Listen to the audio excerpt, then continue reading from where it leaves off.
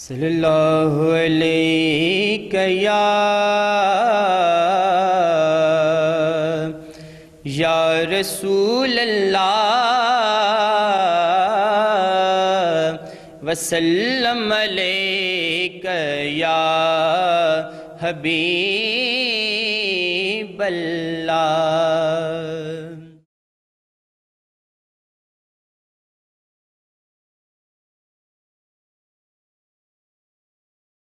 میں ان کے قریب گیا مگر انہوں نے منہ پر چادر اوڑھ رکھی تھی، لیکن میرے دل نے گواہی دی کہ یہ شخص جو ہیں یہ حضرت مرزا غلام احمد قادیانی ہے۔ میرے دل نے گواہی دی اس بات کی، اور جب ان کی میں نے شان دیکھی کہ ایک عالی شان باغ میں ایک عالی شان تخت پر چادر اوڑھے آرام فرما رہے ہیں، اور میرے دل نے گواہی دے دی کہ یہی مرزا صاحب ہے، تو اس وقت میری ان کے ساتھ عقیدت مکمل ہو گئی۔ جو ہی ان کے ساتھ میری عقیدت ہوئی، اس کے بعد مجھے ہر نماز میں مزہ آنے لگ گیا، ہر عبادت میں مزہ آنے لگ گیا۔ اب میں نماز پڑھتا ہوں، میرا جی نہیں چاہتا ہے نماز چھوڑنے کو۔ اب میں قرآن پڑھتا ہوں، میرا دل نہیں چاہتا ہے تلاوت چھوڑنے کو۔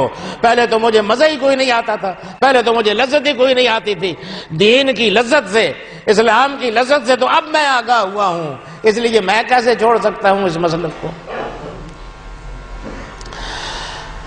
حضرت معظم نے جب اس کی باتیں سنی تو انہوں نے اس کے بھائی عبد الرحمن کو کہا کہ حاجی صاحب اپنے بھائی کو واپس لے جائیں، دلائل کی بات نہیں ہے، یہ دلائل تو میں نے اس کو بتا دیے، وہ اس پر اثر نہیں کرتے ہیں، یہ گمراہ ہو گیا ہے ایک غلط مشاہدے کی وجہ سے۔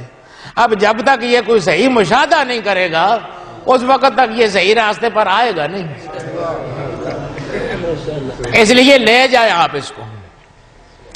حاجی صاحب لے گئے اس کو، افسردہ تھے، غمگین تھے کہ کام نہ بنا، اس کو اصلاح کے لیے لایا تھا، اور حضرت نے بھی کہہ دیا کہ دلائل سے کام نہیں بن رہا ہے۔ بہرحال وہ بھی افسردہ سے چلے گئے۔ دوسرے تیسرے دن حضرت معظم بیٹھے ہوئے تھے کہ حاجی صاحب اپنے بھائی کے ساتھ پھر آ گئے، بڑے خوش اور بڑے مسرور، اور کہنے لگے جی یہ پھر مسلمان ہو گیا ہے، اس نے قادیانیت تو چھوڑ دی ہے، توبہ طائب ہو گیا ہے، میں بڑا خوش ہوں، بڑا مسرور ہوں، اب پھر اس کو لے کر میں آپ کی بارگاہ میں آیا ہوں کہ اس کو پھر سے کلمہ پڑھا کے صحیح طور پر مسلمان کر دیجئے، بیچ میں یہ گمراہ ہو گیا تھا۔ وہ بھی روتے ہوئے بولا کہ جی گمراہ ہو گیا تھا میں، غلطی ہو گئی تھی مجھ سے۔ تو حضرت معظم نے اس سے پوچھا لوگوں کو بتانے کے لیے کہ یہ کیا فرق واقع ہوا ہے، ورنہ حضرت معظم کو تو پتا تھا کہ انہی کی تصرف سے یہ سارا کچھ ہوا تھا۔ حضرت معظم نے اس سے پوچھا کہ برخوردار کیا ہوا، کس طرح تیری کیفیت بدل گئی؟ اس نے کہا جی میں جب آپ کے پاس سے گیا واپس تو رات کو سویا تو وہ جو میں نے منظر دیکھا تھا مرزا صاحب والا، وہی منظر مجھے پھر نظر آیا۔ وہی عظیم الشان باغ ہے، اسی عظیم الشان باغ میں اسی طرح عظیم الشان سنہری قسم کی مسحری پڑی ہے، اور اس پر ایک شخص اسی طرح سے چادر اوڑھے لیٹے ہوئے ہیں۔ میں آگے بڑھتے بڑھتے ان کے قریب گیا، پہلے تو میں نے دیدار نہیں کیا تھا، صرف میرے دل نے گواہی دی تھی کہ یہ مرزا صاحب ہیں، لیکن اس دفعہ میرے دل نے چاہا کہ ذرا چہرے سے پردہ ہٹا کے، آرام تو فرما رہے ہیں، ذرا چہرے سے پردہ ہٹا کر دیکھیں تو صحیح، دیدار تو کریں حضرت صاحب کا۔ چنانچہ میں نے جو ہی چادر ہٹائی ان کے چہرے سے تو وہاں مرا ہوا خنزیر پڑا تھا، انتہائی بدبودار قسم کا۔ جو ہی میں نے دیکھا وہ ساری جنت بھی ختم ہو گئی، سارا نظام بھی ختم ہو گیا، اور میں بیدار ہو گیا، ڈر کے خوفزدہ ہو گیا۔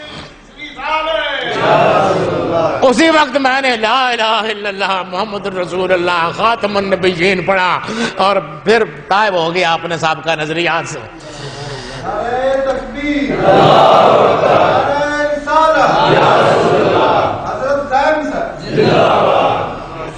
تو دوستو اس طرح اصلاح کرتے ہیں، یہ باطن کی قوتیں بھی وہ اصلاح کے لیے استعمال فرماتے ہیں۔ جہاں ظاہری چیزیں کام نہیں کرتی ہیں وہاں پھر باطنی قوتیں استعمال کرنی پڑ جاتی ہیں۔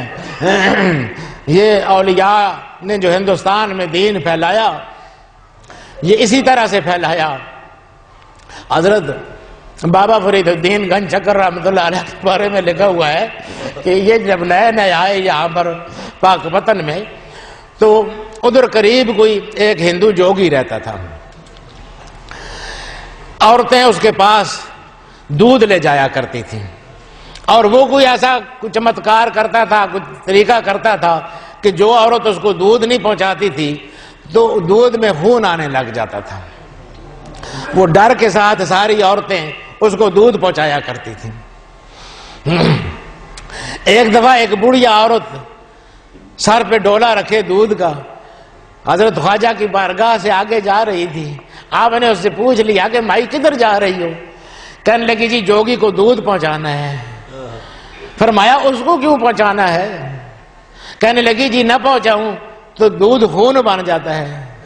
فرمایا نہیں خون بنے گا، تو بیٹھ ادھر بیٹھ۔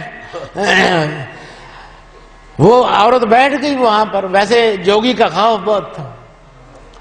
جوگی نے دیکھا کہ وہ سویرے سویرے جو عورت آیا کرتی تھی بہت سارا دودھ لے کر وہ نہیں آئی ہے، تو اس نے اپنا ایک چیلا بھیجا کہ جا دیکھ کے وہ عورت نہیں آئی ابھی تک، سویرے سویرے دودھ کی ضرورت ہوتی ہے اور وہ ابھی تک آئی نہیں ہے۔ وہ آیا، راستے میں بابا صاحب کی درگاہ پڑتی تھی، وہ ادھر سے گزرا تو دیکھا کہ عورت وہاں بیٹھی ہوئی ہے۔ اس کو غصہ آیا، اس نے کہا تو یہاں بیٹھی ہے اور تو جوگی بابا تیرا وہاں انتظار کر رہا ہے۔ بابا صاحب نے کہا کہ کیا بات ہے بھائی؟ اس نے کہا جی اس نے دودھ نہیں پہنچایا ہے۔ بابا صاحب نے فرمایا کہ بیٹھ ذرا، پہنچا دے گی، ابھی نہیں پہنچایا ہے، پھر تھوڑی دیر بعد پہنچا دے گی، فی الحال تو بیٹھ جا۔ وہ بیٹھ گیا وہاں پر، وہ بیٹھ گیا، بیٹھا بابے نے پیچھے کہا کہ وہ ایک چیلا بھیجا تھا، وہ چیلا واپس نہیں آیا ابھی تک، کوئی جا کے پتہ کرو۔ ایک اور چیلا آیا، اس نے اس چیلے کو ڈانٹا، پہلے چیلے کو کہ تو یہاں بیٹھا ہوا ہے، جوگی نے تجھے کس کام کے لیے بھیجا تھا؟ بابا صاحب نے کہا بھئی بیٹھ ذرا، آرام سے بات کرو، بات ہو جائے گی، بیٹھ تو صحیح۔ وہ بیٹھ گیا، بس بیٹھ گیا وہ جوگی ادھر سے آدمی بھیجتا رہا، وہ جو آدمی آئے یہاں بیٹھتا جائے، پھر اس کو واپس جانے کی طاقت نہیں ہوتی تھی۔ جوگی کے سارے چیلے وہاں آ کے بیٹھ گئے۔ آخر میں جوگی خود آیا، جوگی ڈر گیا تھا پہلے ہی۔ اس نے دور سے خواجہ صاحب کو کہا کہ اے مسلمان بابا، میں تیرے نظریے کے ساتھ تو اتفاق نہیں رکھتا ہوں، لیکن میں یہ مانتا ہوں کہ تو مجھ سے بڑی شکتی والا ہے، تو مجھ سے بڑی طاقت والا ہے۔ میں اس علاقے سے جا رہا ہوں اور آئندہ کبھی یہاں واپس نہیں آیا ہوں۔ میرے چیلے بھی تیرے حوالے اور میرا سب کچھ تیرے حوالے۔